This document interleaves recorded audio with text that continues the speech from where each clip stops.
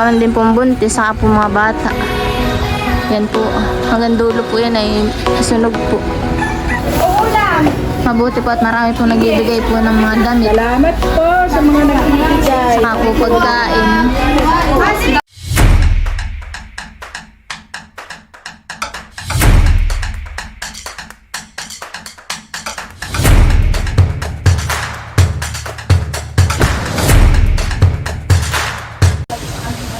Hi guys! Welcome po sa aking YouTube channel. Ngayon nga po pala ay pupunta po doon kami sa may nasunugan ng bahay. At kasama ko po yung aking mga kasamahan po sa Reyna Pugi Vloggers. Po hinihingal at ako pinanakbo. May dala nga po pala ako ditong ceiling fan saka po mga baso. At yung iba naman pong ipapamigay po namin ay nado po ka na tita. Maraming salamat nga po pala sa inyong patuloy na pagsuporta. Sana po ay more subscribers. At wag po kayo mag-i-skip po na aking mga ads. Yun po yung malaking tulong na po sa aking pamilya. Lalo na po sa aking mga anak. Maraming salamat po. God bless po. Yan po yung aming mga kasama. Bayan din po si Kuya Narbin. Si Kuya Hi. Si Kaburkot Vlog. Hello. Saka ito din po si Tita Cheryl. Hello. Yan po. Yan po yung mga bibigay po namin. Mga gamit. Kami po yung narito na po sa may bahay po ng nasunugan. Abiyan po yung bahay po nila. Ba din po si Tita Sophie, masiyahing nanay.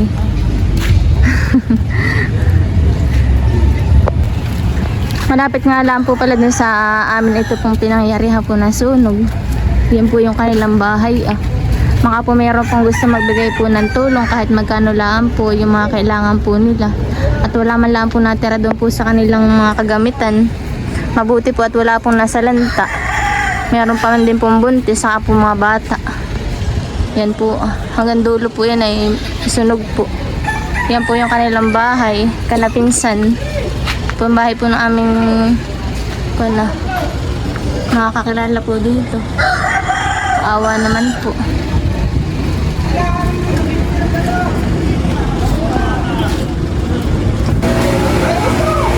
Yan po si Ganarbin. Ito po yung may nag-aasikaso po ng kuryente. Yan po, doon po kami sa itaas po pupunta. Narito po sila. Nakidaan po.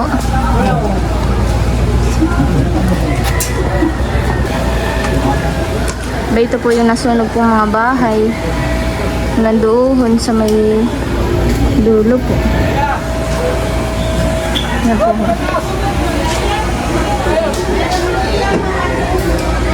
Yes, ang nagbigay.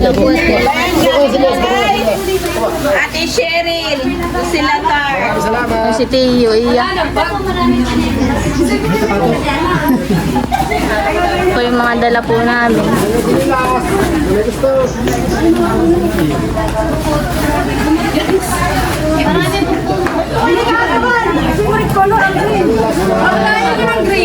Insan? Insan? Uy. Hoy. Insan? Ay, isiling pala kay buntis. Yan po, yung pinsan po.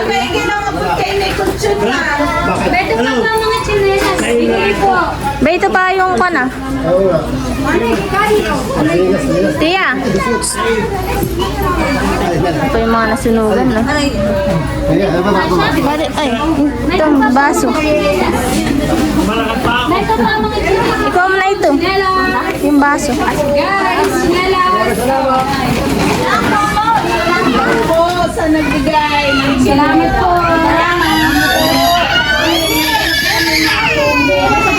Dito po muna sila natuloy sa may itaas ng bilyaran.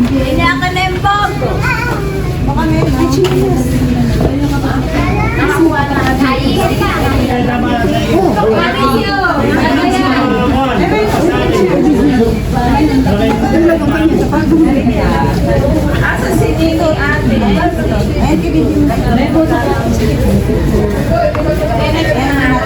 Nagpunta na dito si Amin. Oo. Kanina na dito. Ano ba din makakita kahapon? Wala na tita natira dun sa inyo, han eh. Wala na. Iya. Ang nailigtas ko na yung e-bike ko sa yung ano. Ay, ginamot na. Ng anak. Lakas naman ng apoy kahapon. Gawa nang nasa labas ay, ito ang aming grahihan sa labas. Kaya aming nahigit doon. May wala po na sa lantas. Kaya naman. Ang dalawang bata ko mapinasa school. Ang kasama ko na yung panganay. Grade 9. Aba, ito pa lang.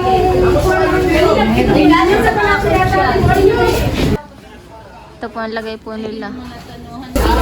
Ayan po, at nakasama din po pala yung bahay po nila sa sunog. Po si tita. Masali ako solo pero. Solo parent pa naman.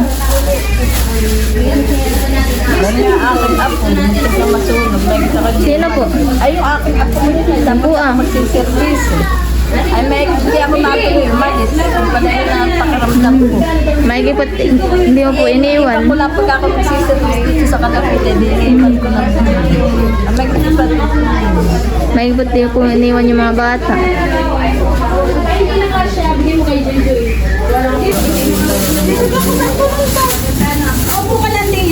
Yun po sila at nagtukan po sila ng mga kagamitan nila. But wala po silang mga lalagyan ng mga damit.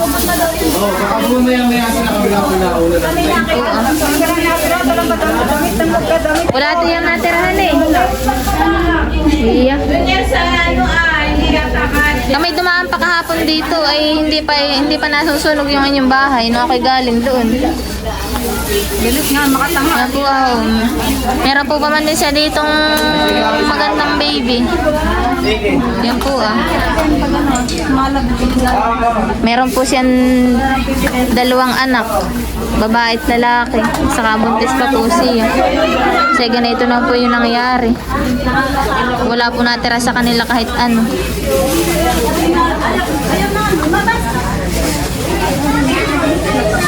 Mga po meron pong gustong tumulong kahit maliit o malaki man po, malaking tulong na po yun sa kanilang lahat. Si Lord na po ang bahala na magbalik po sa inyo ng blessing sa mga tutulong po. Saka po sa mga nagpipray. Yan po Ito po ang lagay po nila sa taas.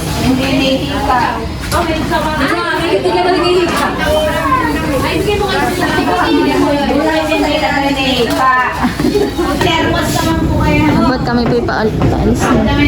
Kasi natita Edna. Kung nakalan sa tubak, kaya inili.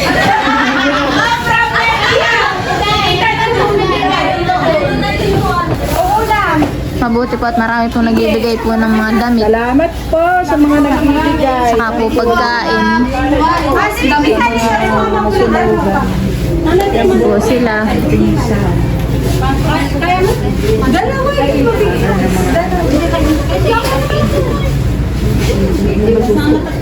Pwede na kayo magtinda ng kahit na. Tapos yung mga tira natin, hindi na natin sa kama. Kaya kaawa naman po dito yung bahay nila. Sunog po ang mga gamit.